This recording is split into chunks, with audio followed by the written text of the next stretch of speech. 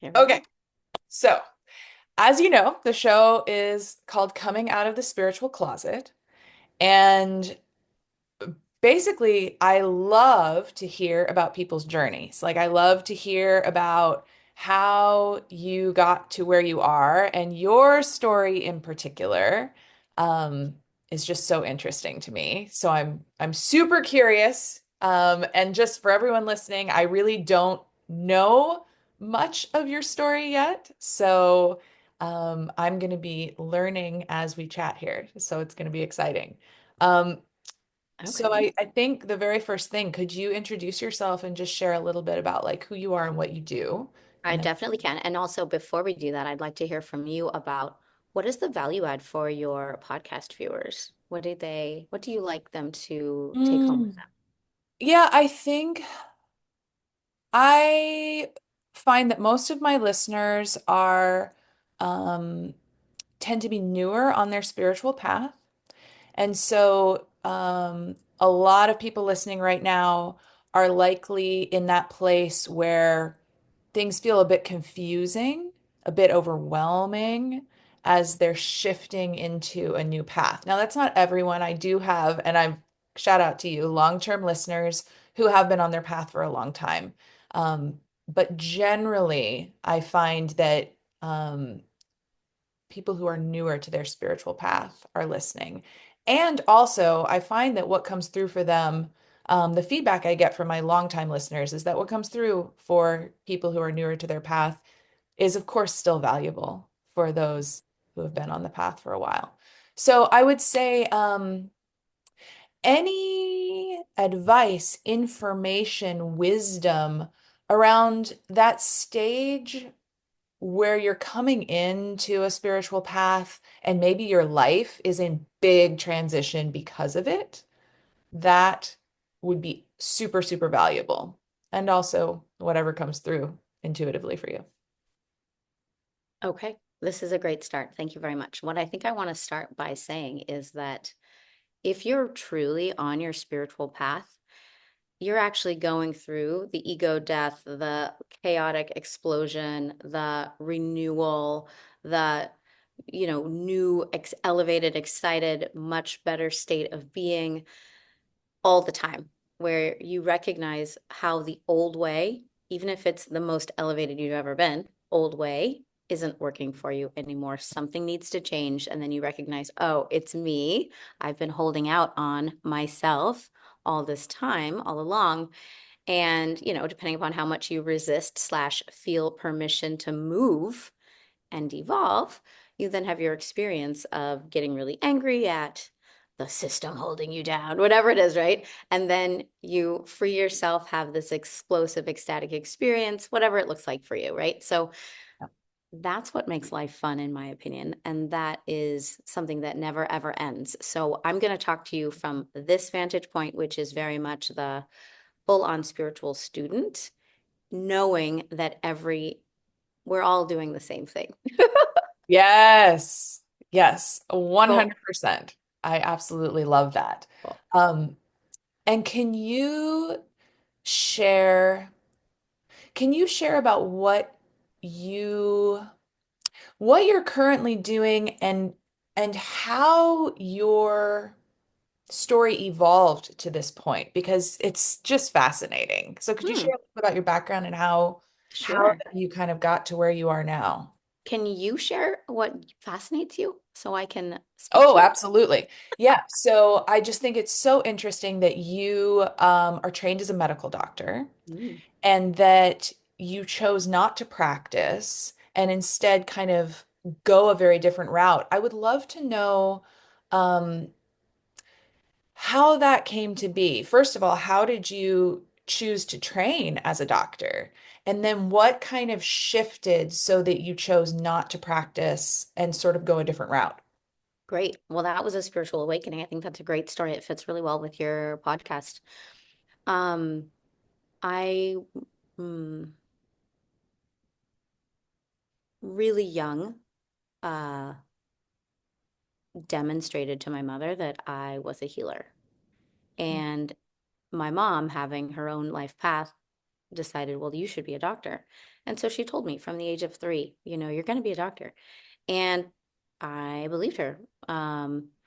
But she also was very much in, full support of my freedom and my own personal will, which also made her a fantastic mom. So I got into a whole lot of projects and exciting adventures as a young child, including picking up books that interested me around the bioenergetics of what a clairvoyant might see. I was 12 years old when I picked up Barbara Ann Brennan's Hands of Light, which was depicting the auric field amid different emotional states, interpersonal auric field relationships, things like that, a clairvoyant might see. I also studied naturopathy at that age, just home naturopathy, and really got into just the kitchen table herbalism. And then at age 13, 14, my mom was diagnosed with basically precancerous colon cancer. That's what the doctor told her. And so we thought, oh shit, that means cancer. If we don't stop doing what we're doing, we don't even know what we're doing. So we just started picking up practices. It was kind of something I easily just rose to meet. Mm. And mom and I just got about cleaning up our diet, changing our stress level, our, mindfulness. And this was in like what, 1993. That was a while ago. And she evaded the cancer, and that was really cool. Fast forward, I'm still being told that I'm going into conventional medicine. So, first day of high school, that's just my plan. I go to a very competitive boarding school across the country. And first day of college, I am pre-med because that's just what you do. And then first day of medical school, I sit down in the auditorium and I'm like, what the fuck is this? This is not what I thought medicine was going to be. This is the most disappointing, deflated, disempowering, completely bullshit laden. I was so mad. I was like, this is chemical. What is this stuff? This is saccharin. This isn't real. Are you guys drinking this Kool-Aid? What's going on? And of course, all the kids in this, 300 person auditorium are just like pens and notebooks, writing everything down. And I'm like, what? Are you guys serious? Because I had already studied, human nutrition, naturopathic principles, how important it is that you really engage your belief system in your medicine and in your healing path, and Mm. that there are so many psycho-emotional factors and that we store pockets of energy and emotion and memories in our bodies. And none of that came up in the medical doctrine. Yeah. Wow. Could you actually even get maybe a little more specific about what you were seeing that first day that just felt like, yeah, that like Sure. chemical, like, I'll yeah. tell you what I saw the first semester because that's when my eyesight totally got skewed. My right eye Oh, is 3 times more myopic than my left. So interesting. wow. And I became just sick a little bit, nothing serious, but just like, oh, what is this? And just started to hate my life. Um, I saw the pharmaceutical influence on medical planning. Mm. I saw I'm going to use the word saccharin nature, chemical nature of treating signs and symptoms and presentations. I saw the very limited cookie cutter recipe book methods for asking leading questions, yes, no questions, that were not giving us the full color spectrum in terms of answers Mm. about what someone is experiencing. If you don't fit into these slates on this algorithm, then we're going to have to ask the question another way to get you to fit into this because this is what the recipe book says. And there are only 3 recipes that you could be. We didn't recognize that all forms of breast cancer are unique, that each person with breast cancer, even if it's the exact same type as the next person, is going to have a different reason for having cancer and thereby a different set of inner taskings to remedy herself from it. That Mm. makes sense? Absolutely. Oh my Yeah, gosh. we just Yes. get to see that. Go on. What were you going to say? Oh, this completely resonates with me. More so than I even realized when I invited you on. So a big part of my story, and my listeners are very aware of this, was that about 3 years ago now, I was diagnosed with cancer very suddenly and went through a treatment process. And I shared all of that on the podcast as I was going through it. But what's so interesting about what you just shared is that so much of what you're describing, that your eyes were open to, being in medical school was what my eyes opened up to in my process of going through the medical system with cancer, but from the perspective of someone with this, um, spiritual background and this truly holistic way of looking at Wow. my body and life and reality. So similar. It's just so interesting to me. I feel what you're saying on a deep level. I guess that's what I want to say. Wow, sister. Yeah. Were you alone during your process? Did you have I a was not. My partner was very, very supportive. And Oh my gosh, I so also good. had really supportive friend and family community. I have a pretty big community, thank goodness. Fabulous. And it helped so much. Um, and actually following my intuition and doing whatever my intuition told me, which was sometimes not in alignment with necessarily what my Western doctor was telling me. Um, I basically went through a combination of Western treatment and alternative, quote unquote, Yes. other treatment. Non-conventional, non-conventional Yeah, treatment. Yes, yes. non-traditional. And my outcome, I actually went into remission months earlier than the best case scenario they gave me. And it was like, whoa. Yeah. Yeah. It was wild. It was wild. And anyone who's been listening for a while knows that story. So I just, Beautiful. I love the synchronicity here. Yes, yes, yes, yes. So let us go there. You leveraged your intuition as a guide, an indicator, a signal, right? Yeah. I think that is so critical because your body is so intelligent and we can only see from outside based on what you're displaying to us. Right. You can feel your own pH change, your doctor cannot. Yes. And that is such a subtle thing that will indicate which direction your healing's going. Just to name Interesting. one tiny, tiny thing. Yes. And I think the thing that came up for me is just how unique we all are. Mm. And that also we don't all necessarily have the same goals in our treatment. That's another thing that, my goals didn't always align with the goals of my doctor. And Ooh. there was this interesting push-pull where it was like there's this hierarchical thing where I'm supposed to submit to the goals of my doctor Mm. versus my own goals for myself. Wow. That was an interesting experience as well. Could you give one example of how a goal might be different? I'm Yeah. so tracking with you, but I can only imagine what it was like to be your self. Yes, absolutely. So I think the biggest example of this actually came about 6 months after my treatment when I was in remission. And on a follow-up, my doctor suspected that I might be having a recurrence. And I didn't feel that at all, interestingly. Wow. Um, but he did. And he wanted me to go in and get a scan, which I did end up doing. But what was interesting was that he immediately started talking about how, we need to get this scan right away because if there's a recurrence, we need to start you back on blah, blah, blah, blah, blah, blah, blah treatments. And because his goal is get rid of the cancer as much as possible, period. Um, Despite what that might do to quality of life. Wow.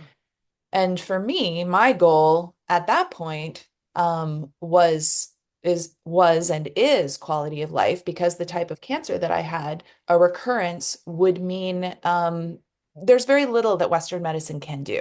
I And so see. it really depletes quality of life while offering very little extension of time. Wow. And so total mismatch of goals. And I learned a big lesson in that particular piece of my cancer experience. The scan came back. I was still in remission. There was no cancer, which I had already known. I already knew Wow. it. And so after that, um, I stepped back from Mm, my doctor and mhm. I decided I'm going to really listen to my intuition fully on this going forward. Wow. It was just like a next level of connecting with my intuition. Wow. This is so brave. Oh, thank you. Yeah, and good on you that you actually could derive the internal messaging from your body. Because just think that you have to feel safe. You have to be out of fight or flight. You Yes. have to feel present, which means without threat, in order to hear what your body is saying. Oh my gosh, so I love this too, because that what derived from my cancer experience was my fear alchemy work, which is essentially helping people to feel. It's all about feeling, really feeling their fear and their pain and their challenge, because on the other side of that feeling and release, there's intuitive clarity. Whoa. So in this process, I would cry and release Hmm. hours every single day so that I could then hear my intuition.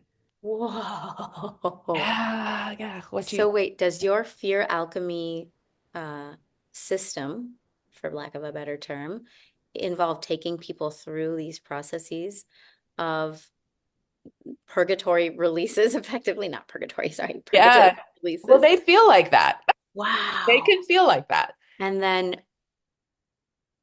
The consciously clarity. with you tapping in that they are able to access higher, awareness within themselves. Yeah. For people Oh, who are willing to, and it's not always that way for everyone, because for some people, they prefer to release in private. So we get yes. them to the point where they're ready Mm-hmm. to release. And then Right. then they go do that privately. But some people prefer to do it and be witnessed. Wow. Wow. What work. Phew. That feels like midwifing healing so beautifully. Something like that.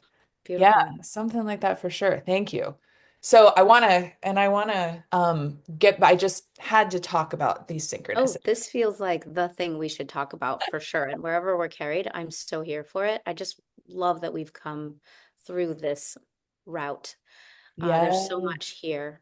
There's so much here. And yeah, I know if you have another question, feel free to ask. And if not, I just want to acknowledge for everyone listening that the presence of community, be Mm. it one person, one medical advocate, one, you know, integrative, alternative, holistic practitioner, is essential for helping you dial yourself back in to your own compass, your own inner compass.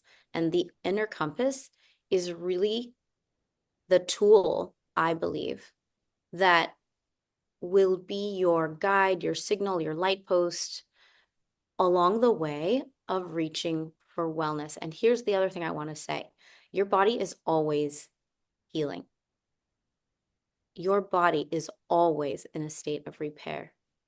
And the things that we get to take a look at are what is slowing that down? What's hindering it? What's adding more damage to the other side of the balance sheet so that now my repair doesn't show itself, but even though it's still happening, what's adding more injury to the situation? Oh, am I shitting on myself a lot in terms of my, self criticism? Oh, am I still putting up with obligation in my marriage? Because I hate doing the dishes, but I still do them because I know my partner likes it when the kitchen's clean at night. Oh, am I overextending myself and showing up to every single, school event because this is what a good mother looks like, right? Like there are so many ways that we, as I like to say, shit on ourselves. Sorry, it's so crass, but it's like really if we bring it to extreme terms, it helps, at least for me, to ask that really important question. How bad do I need to let it get for me to do something different? And I Mm. didn't do this in the medical health healing realm. I did it in terms of my life joy, my life mission with my work.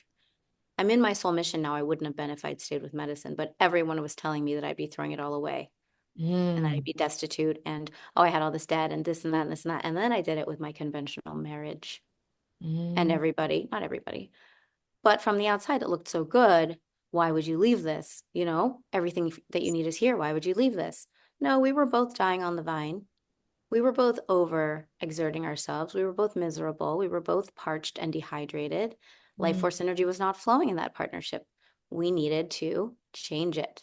So I'm saying all this to say we get to call it and make a big change. And when we have the community, that one person even, reminding us that our joy or our life force energy is number one, then it helps us choose ourselves moment by moment, second by second, and really dial in that inner compass. Oh, yes, yes, yes. 100%. Oh man. Oh, Let's go. yes. Let's go. Yeah. Let's go. Let's go.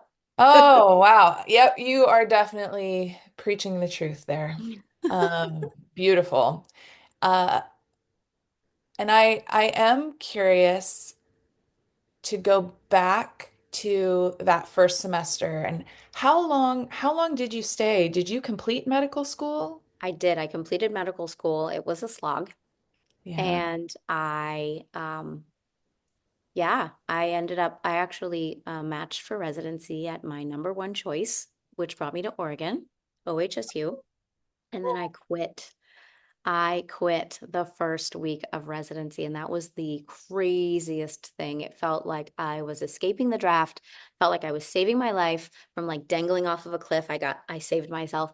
It also felt like I was letting a lot of people down, my Sure. partner, my family, even the residency program itself, because they could only take a very finite number of, people to be residents. I think it was like 8, and I was one of 8, and so I was giving up, taking a spot from somebody else. That felt really Mm. stressful. But again, uh, it was literally the day I was driving up to get my badges and get oriented to, all my paperwork basically. And I was driving up this very winded road to get up the mountain to this hospital at the top of the mountain. And I felt my body's blood just like not feeling good. Like I was growing in anxiety. I was building in tension in my own body. Like you're driving yourself to your own death, basically. Like Mm. you're driving yourself to your own death. And I remember watching a bus drive by on this tiny road, passing me, but driving down the other way. And I had a thought, what if I got hit by a bus? Would that legitimize my decision to not stay? Like, would that make it good enough that I don't show up today? Oh wow. Or leave in a week, right? Like that's not quite suicidal ideation, but it's damn close enough that I decided as I was rounding the final bend, that I don't need to do this. Like, what if I didn't do this? And that day, I'll tell you what, once I made that decision, I was in the office when I told one of the women who was like helping me get my badges laminated. I just burst into tears and I was like, I don't think I can do this. I can't do this. I have to get out. I don't even know what I said to her. But she looked at me and she could really feel that I was just losing it. And she just said, wow, okay. And I was like, who would I talk to? What do I do? What's the protocol? I know this doesn't happen. I'm so sorry, blah, blah, blah, blah. And she's like, well, you would talk to this person and who walks by behind her? Oh wow. Behind me, that person. And she sees him go by and she's like, but what she'd said before was, or what she said right after, or I don't know, was like, he's not supposed to be here today. This is his day off, Oh wow. right? And so she's just like, stay right here. Let me go see. And yeah, sure enough, he was there and he had meetings, but something happened and he had time to see me. Like, pew, pew, pew, pew, pew. Wow. Universe orchestrates so many amazing things. I was holding out on myself for so long.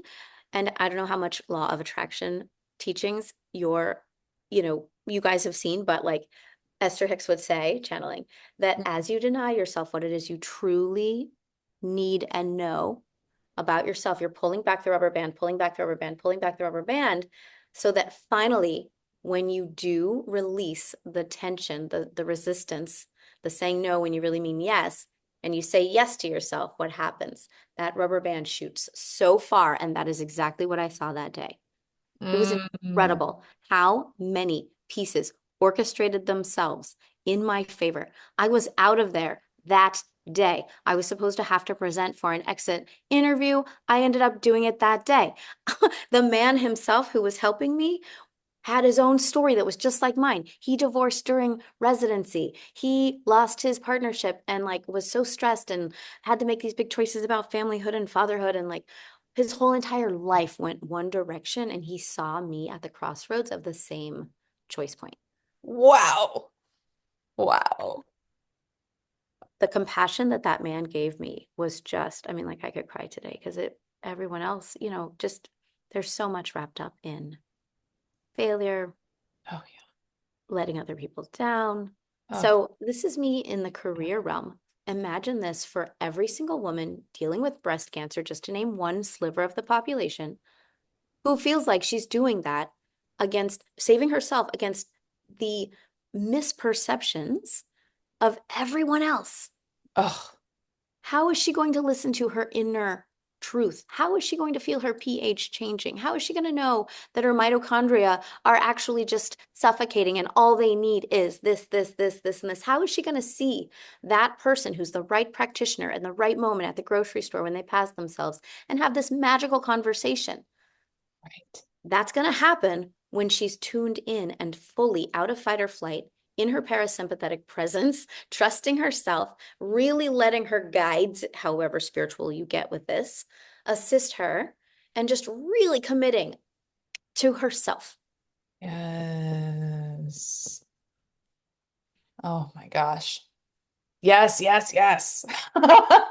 When you shared about the man you had to talk to and his story, I just got full body goosebumps. I mean, that is such a beautiful Mm. example of universal design. And just like, yeah, like you said, just that rubber band was stretched. Yes. Yeah.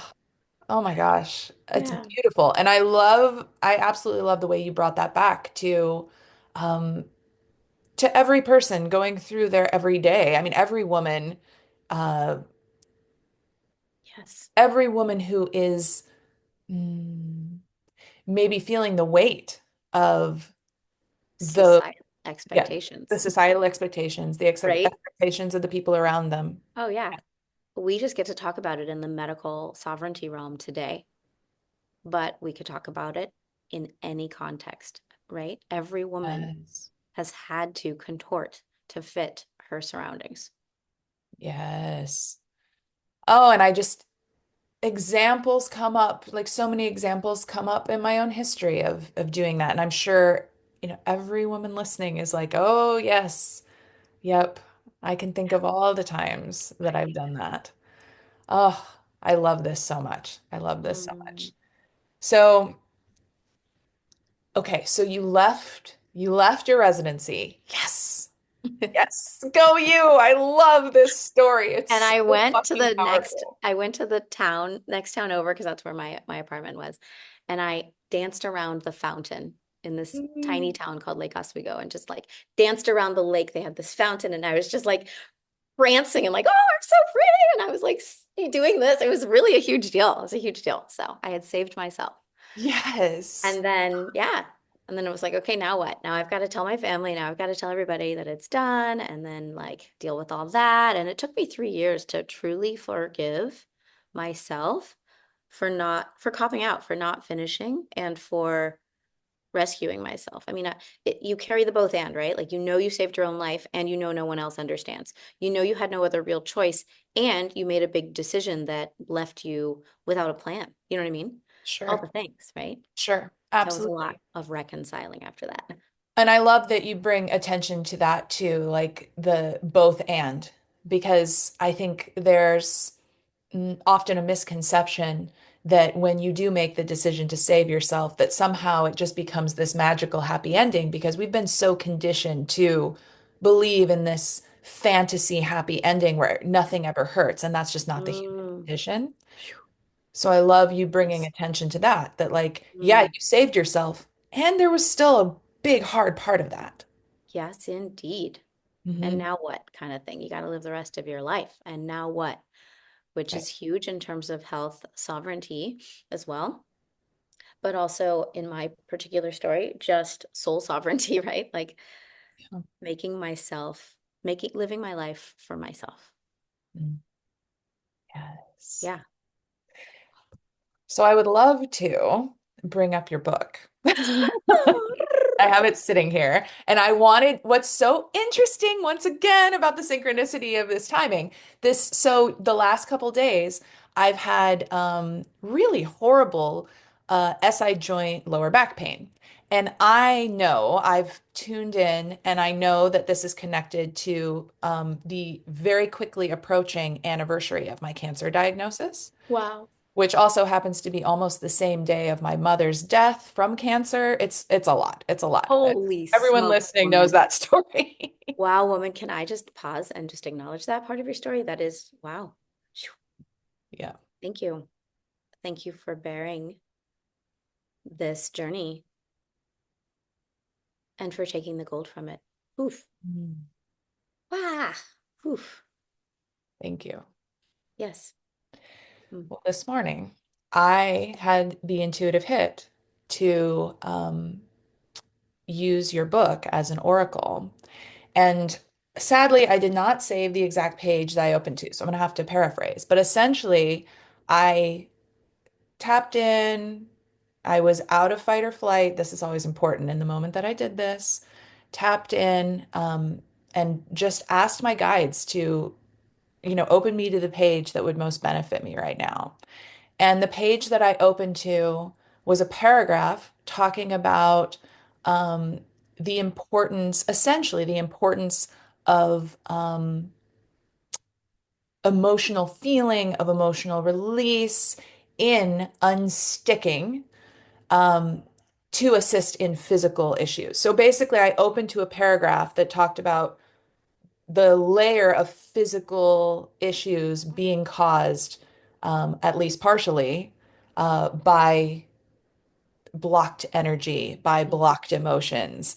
And it just Mm. so perfectly aligned with what I'm experiencing right now. It was the perfect confirmation because I kind of circled around to this in the past few days, but your book opening it up as an oracle, it was just like boom, yes, confirmation. It was awesome. So amazing. I love hearing these stories. Yes, I was like, so Oh yeah, gosh. your book is incredible. I've been using it as an oracle since I purchased it. I've had it for what, about a month now? Yeah, about a month. Wow. And it has been very, very potent. So if you wouldn't mind, could you talk a little bit about your book and how it came to be? Because it's Yeah. magical. Oh my goodness. I just love this so much. Okay. So let me take a pause. Hmm.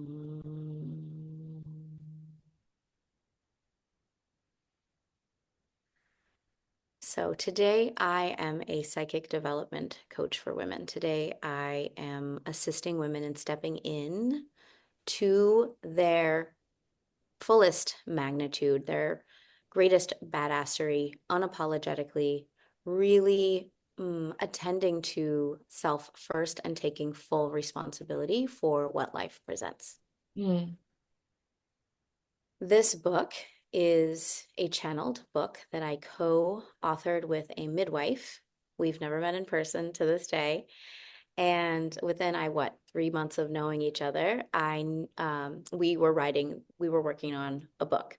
So Amy voice channeled the codes, and I etherically held her ankles down, anchoring the project and anchoring her channel so that she could derive. mm. And I then, for the next 11 months, wrote the book from Okay. what we shared.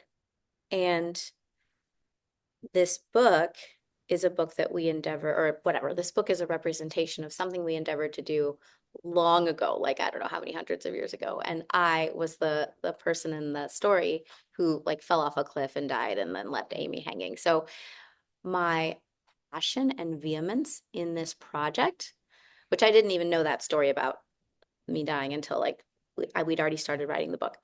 But my passion was so strong in writing this book. I was the we were the tortoise and the hare. Amy was the tortoise, giving birth, very focused on her work. She had a beautiful burgeoning Akashic reading business coming, and now she's just a tremendous, celebrity out in the world. I don't quite know what she's up to right now, but she answers the call, and she's just a phenomenally pristine channel Mm. with her own human experiences, right? And I was the hare, like, furiously, tirelessly writing, editing, copy, whatever, reorganizing the entire codex. And the only focus I had was getting this done. Mm. I didn't want anything to happen to me.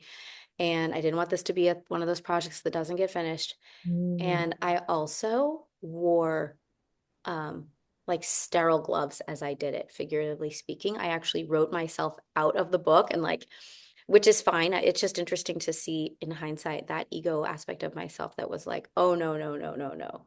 I will not be marring these codes.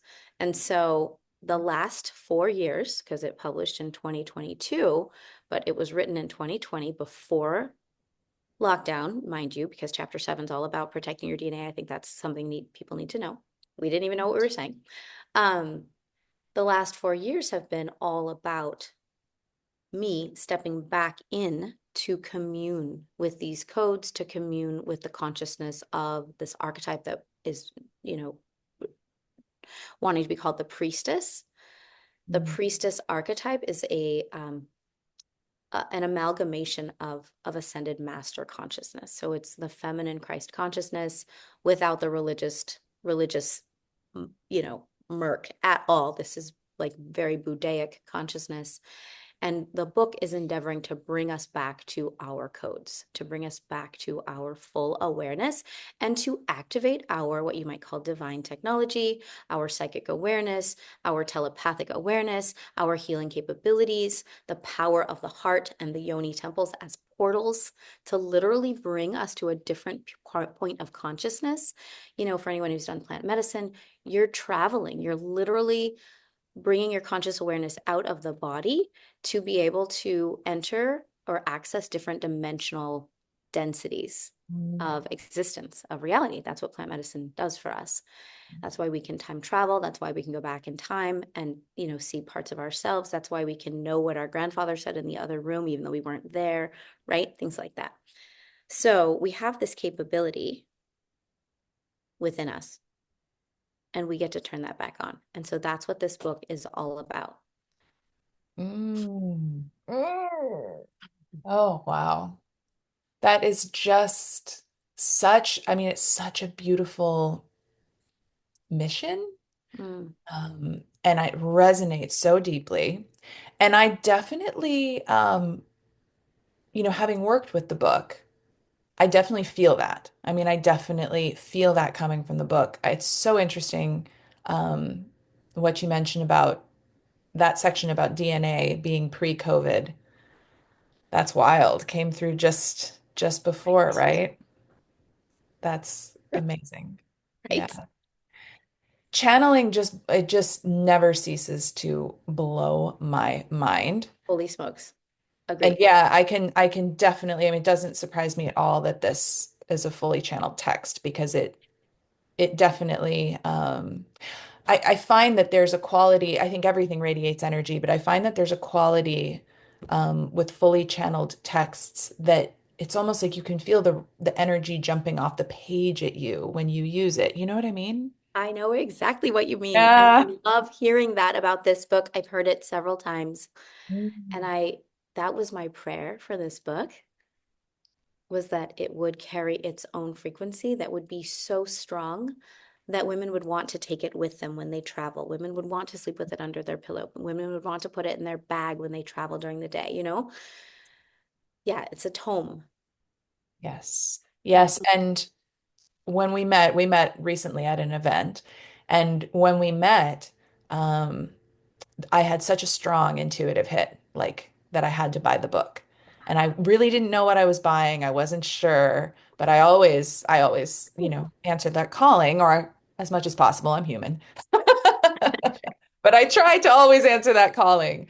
And it was so interesting because as soon as I brought it home and started using it, it was like, ah, yes, of course, of course. Yeah. I can see why I was so drawn to it. Um, I would definitely love to share links to the book in the show notes so Oh, that we would love that. yeah, so that Truly. people listening can Thank you, access it. sister. Um, I want to let everybody know that the book is priced um, mm, supremely. It's $39. And we have an audiobook version that you can buy for $44. Or if you buy the book, I will give you the audiobook for $10. What's really important is that, for me, is that we share these codes. We meaning you, me, anyone who feels the resonance with these codes, because these are our codes and it is time to send a tidal wave, like now, it's go time now, of spiritual awakening, spiritual awareness, personal empowerment across the globe. And it's happening. And my part is this book. Mm, Thank you. yes, I feel that. I feel that so strongly. It's go time. Yeah. Yep. Definitely feeling that, have been receiving that. And I love that you're naming that this book is your way of spreading these Mm, codes. mm, mm. Um, and I would just love to encourage everyone listening to consider purchasing this book. It is well worth that price. Yeah. I would think of it at Thank you. almost one way to think of it is almost it's not an oracle deck, but you can use it in this way, like an oracle. Yeah. And I think that's a nice way to frame it, that there's like layers to how you can use this Mm. book. You can read I it like and that. use it as an oracle. Um, You can also use it as a personal development curriculum. I ah, created a self-guided curriculum, a living workbook to go with the book. So for every transmission, I have a video for self-inquiry, a video for discussion, a Q&A, and I also have channeled transmissions that go along with each transmission. I did a beautiful compilation in 2023 with JJ Brighton, Light Code Language Activator, where we were activating more of the soul template for this archetype of the priestess. Isis, I don't know how many of you guys have read the Sophia Code, but that is a very activating, very powerful, fully channeled book as well. Um, Isis came to us with her codes, and many women, enough of them who had read the Sophia Code, really felt Isis present with us, and Hathor as well, as we worked through the transmissions of this book. The ascended master presence, the ascended ones, better term, um, is the same. It's rich. They're here for us now. They're coming as peer mentors at this time. I rarely know who I'm channeling. I don't do mediumship. I'm really tuning in with the subject at hand or the person I'm working with at hand and letting their guides and the auxiliary galactic technicians, as I like to refer to them, inform me about what is being shared, what next steps we need to take, etc. That's how I work with my channel. But I rarely tune in and am given a name of the ascended one who's assisting. Like I can feel if you're Syrian, I can feel if you're Arcturian. Not all of them though, because I don't know all the different species and whatnot. But I'm saying this to say that this was the first time that I knew it was Isis, and then I knew it was Hathor, and it was like, wow, you're bringing your codes, you're giving me very specific directives. It was an amazing, I don't know, 9-week journey. We did it twice, 2023 and 2022. So yeah, it was fall, winter of 2022 and spring of 2023. And a lot of those activations and light grid transmissions are also in the self-guided curriculum. That's That's a course that you can buy. Sorry, it's like I have a tingle in my throat here. And I also want to let everybody know how else I'm serving.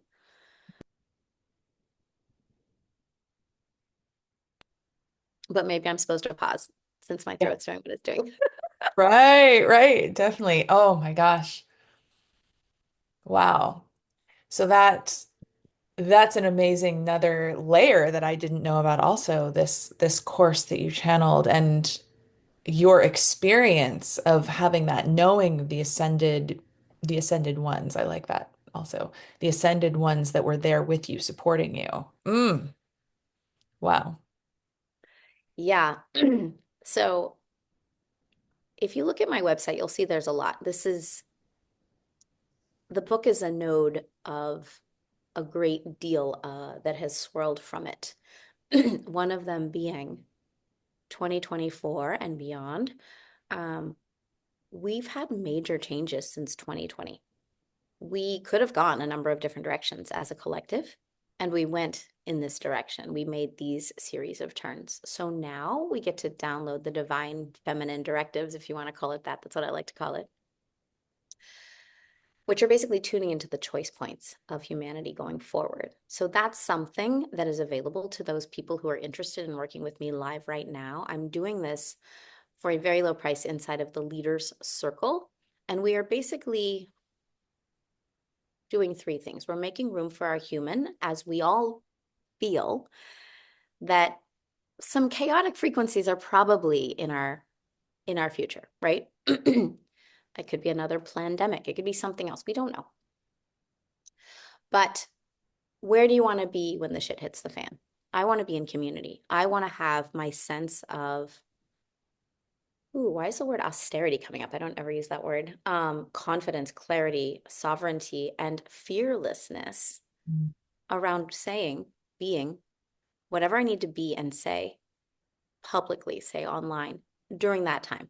COVID Mm, was a really hard time for me. I silenced myself. I had so much to say. I smelled so many fishes and rats. Like I was like pissed about human deception. And it hit me hard because it was like a tidal wave or a sneaker wave that I didn't see coming and that I didn't have my footing about myself for to be able to speak, lead, support, gather women, right? This time it's going to be different. I am ready. So the Leader Circle is an ongoing online community. It's a communication circuit. You pay monthly, you drop in and out as you please. We're offering um, some beautiful spaces for conversation about different topics. We're looking at global events from a high perch off planet level. Like, what does this look like from the galactic perspective? What's the karmic lot of humanity right now? And it really helps us fear less. It helps us feel like things make sense. Like, why is this presidency the way that it is? Oh, collectively, we're saying yes to change at all costs. Okay, right? And conversely, make room for your human. What the fuck is going on? I didn't want this to happen, right? Like, let's make space for the human. And then let's look in between. Follow the money, follow the politics, follow the history. People want to talk about that. These aren't my favorite topics, but these are the topics that are going to help us find our footing. And so that is why I've created the Leader Circle. And it's $33 a month. You can just jump in and out as you please. It's month to month. You don't have to be part of it. You can be part of it. It's up to you. oh, I love that. Oh, what a beautiful offering. Thank you, That just, sister. mm, Thank you. amazing. Yeah, I'm gonna check that out. I'm like, ooh. Oh, thank you so much for being here today. This has just been such a beautiful, potent conversation. Um, I know people are going to get so much out of it. So thank you. Thank you Mm. for sharing your wisdom. And if you have anything that you'd like to share before we close, I'd love to, open the floor, give you that opportunity. Mm. Divine union codes have been coming in really hot the last week or so. I just left Mexico and met, oh, I don't know, 200 people. So I just had these spot sessions, these drop-in transmissions, activations with these people one by one. And one thing that I keep seeing is that so many women are leaving or losing their masculines. Their partnerships are fizzling out. Their partnerships are all of a sudden cutting and breaking. Um, New burgeoning love is met with the man suddenly seems to be allergic to the partnership all of a sudden and ghosts. So it's a very interesting thing. And I've been channeling on it just recently. And what I'm seeing is this: the divine feminine codes are pristine. They are rising. They are rising and they are. Hey, Theo, can you turn that off right now? I'm totally still podcasting. Thank you. They are rising right now and they are displacing any incongruences, any malintegrous pieces, which is a huge opportunity for us women, unfortunately, because we have to go first, because this is just our lot in life, Right. to step forward, as painful as it looks, to lose your beloved and recognize, how have I been shitting on myself? Codependent, Oh yeah. overgiving, acting out of obligation, waiting for my man to make the decisions I know I can make myself, Mm, right? yeah. And from the masculine side, I'm still doing research, but it looks like suddenly losing interest, fearing their freedom, fearing for their freedom, feeling like a sudden lack of sovereignty and freedom, dropping right into childhood wounds. Mm, My wife is emasculating me. No, your mother emasculated you, or your dad emasculated you. My partner doesn't listen to me. No, you were the youngest of multiple siblings and you felt like no one listened to you, you sure. know, but you get to be the partner, the woman in this equation gets to be the bad guy, the fall guy, Right. unfortunately. And so now is the time for us, unfortunately, fortunately, just, I'm being a little sarcastic here, but like, this might suck for a little while.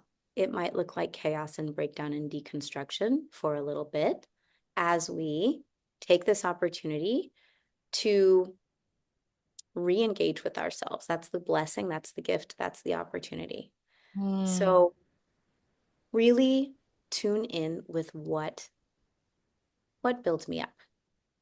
What do I need? What what fuels me? What truly nourishes me? Because we've been plugging into our masculine in an unhealthy, not true, false light kind of a way. yeah. Mm. Yeah. Oh, that's beautiful. Thank you for sharing. Just to drop a bomb at the end.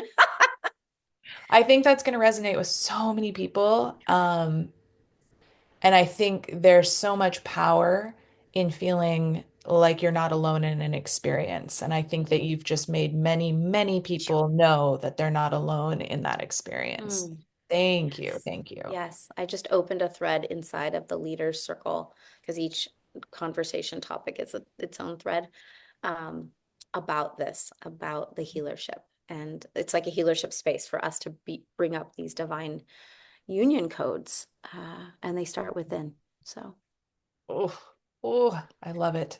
Thank you.